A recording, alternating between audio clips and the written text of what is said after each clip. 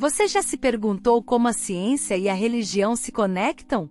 Como cristãos, acreditamos na Bíblia como a palavra de Deus, mas também sabemos que a ciência é uma parte importante do nosso mundo moderno. Muitas vezes esses dois campos são vistos como opostos, mas e se eu te dissesse que há fatos bíblicos comprovados pela ciência? Isso mesmo! Neste vídeo vamos explorar 7 fatos bíblicos que foram comprovados pela ciência, mostrando que a fé e a razão podem caminhar juntas. Já se inscreva no canal e deixe seu like se gostar do vídeo. Número 1. A física da Arca de Noé. Em 2014, um grupo de 4 alunos de física da Universidade de Leicester, no Reino Unido, decidiu investigar a possibilidade da Arca de Noé flutuar enquanto transportava um par de cada espécie animal, seguindo as instruções descritas na Bíblia. Para isso, eles começaram a analisar cuidadosamente o processo usando a física. Inicialmente, o grupo converteu as medidas utilizadas na Bíblia, os cúbitos, em centímetros, concluindo que um cúbito equivale a 48 centímetros. Com isso, eles descobriram as dimensões da arca: 145 metros de comprimento, 24 metros de largura e 14 metros de altura. A arca foi construída com madeira de gofer, cuja densidade é semelhante à do cipreste, que foi usada pelos alunos para calcular o peso da embarcação vazia, que seria de 1,2 milhões de quilos. Para flutuar, a densidade da arca teria que ser menor do que a da água. Com base em suas pesquisas, os estudantes concluíram que a arca poderia transportar 51 milhões de quilos, o que significa que ela teria sido capaz de transportar um casal de cada espécie animal existente na época de Noé. Número 2. Reservatório de Siloé. No livro de João, há um relato da cura de um cego por Jesus, que teria usado água do reservatório de Siloé. Por muito tempo acreditou-se que esta história era apenas uma metáfora para ilustrar o poder de Jesus em curar os doentes. No entanto, em 2005, encanadores descobriram um reservatório de água na cidade velha de Jerusalém, exatamente no local descrito por João. Arqueólogos confirmaram que se tratava do reservatório de Siloé, mencionado na Bíblia. 3. Muralha do Rei Salomão. De acordo com o primeiro livro dos Reis do Antigo Testamento, o rei Salomão encomendou a construção de uma muralha em Jerusalém. Em 2010, arqueólogos da Universidade Hebraica de Jerusalém descobriram partes de uma grande muralha. Segundo a arqueóloga Eilat Mazar, podem confirmar a descrição bíblica da época do rei. A muralha, encontrada em um local chamado Ofel, entre a cidade de Davi e a parte sul do monte do templo judaico, tinha 70 metros de comprimento, 6 metros de altura e incluía uma guarita de segurança e uma torre. 4. Torre de Babel.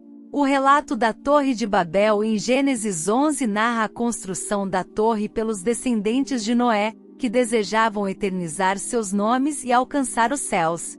Deus repreendeu a atitude de soberba, confundindo as línguas faladas pelos povos da terra. Recentemente, um estudo sobre uma pedra encontrada na antiga Babilônia, cerca de um século atrás, pode comprovar a existência da Torre de Babel. O objeto apresenta um desenho de uma torre com degraus e uma pessoa segurando uma lança e usando um chapéu de cone, além de um texto que diz Zigurate, que significa monumento em forma de pirâmide ou Templo da Babilônia. O professor da Universidade de Londres, Andrew George, afirmou que a pedra, datada do século 6 a.C., mostra a primeira imagem real da Torre de Babel, evidenciando as 7 camadas da estrutura e identificando o imperador Nabucodonosor II como responsável por sua construção. O objeto também revela detalhes da construção da estrutura, semelhantes aos descritos na Bíblia. 5. Pôncio Pilatos. Pôncio Pilatos, o governador romano responsável pela condenação de Jesus de acordo com o Evangelho, teve seu nome encontrado em uma placa de pedra descoberta por arqueólogos em Cesareia Marítima, uma antiga cidade romana ao longo da costa do Mediterrâneo em Israel. A placa de 82 centímetros de largura e 68 centímetros de altura, escrita em latim, foi encontrada em uma das escadas do anfiteatro e atualmente está no Museu de Israel em Jerusalém. A inscrição diz: Pôncio Pilatos, prefeito da Judéia, dedicou ao povo de Cesareia um templo em honra a Tibério.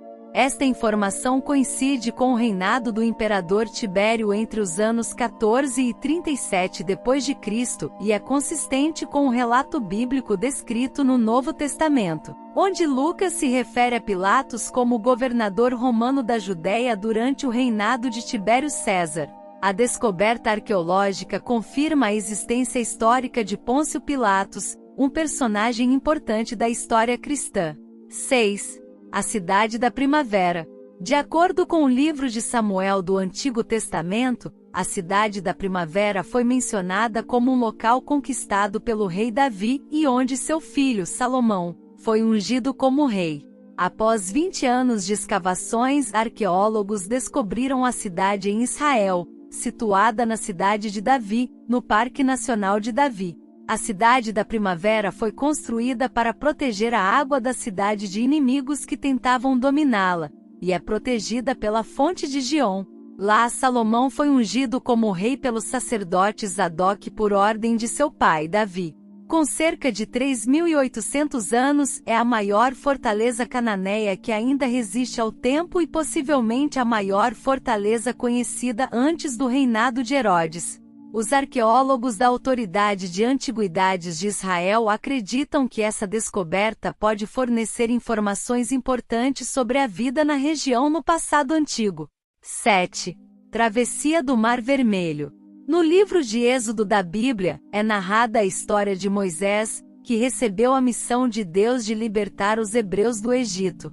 Durante a fuga, os israelitas chegaram ao Mar Vermelho e Moisés, estendendo sua vara, teria dividido as águas em duas para que pudessem atravessar. Segundo estudos conduzidos pelo cientista Carl Drews, uma simulação foi feita para reconstituir as localidades mais prováveis da separação das águas do mar, considerando as alterações do relevo ao longo dos anos. Ele concluiu que para que fosse possível atravessar o Mar Vermelho, seria necessário que um vento atingisse uma velocidade de 95 km por hora, criando uma ponte terrestre temporária.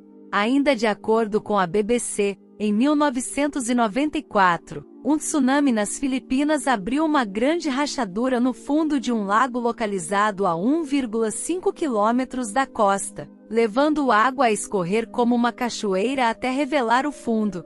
Assim, cientistas afirmam que é geologicamente possível ocorrer uma abertura no mar. Uma curiosidade extra muito interessante sobre a crucificação de Jesus. Cada cruz era feita especificamente para a pessoa que seria executada nela. Antes de ser crucificado, Jesus foi colocado na cruz que estava destinada a Barrabás para ser julgado pelo povo, que acabou escolhendo libertar Barrabás, um assassino. Durante a crucificação de Jesus, um de seus braços ficou preso e ao tentar prender o outro braço, esticaram-no tanto que acabaram deslocando, já que a cruz era muito grande e não foi feita sob medida para ele. A curiosidade se torna ainda mais interessante quando descobrimos o significado do nome de Barrabás, filho do Abba, ou seja, filho do Pai. Nós também somos filhos do Pai. Aquela cruz foi feita sob medida para mim e para você. Mas Jesus escolheu carregar, morrendo em nosso lugar para que pudéssemos ser salvos. Essa história é mais um exemplo do amor de Jesus por nós. Gostou desse vídeo? Então deixe seu like e se inscreva no canal para receber mais conteúdos como esse. Deus te abençoe!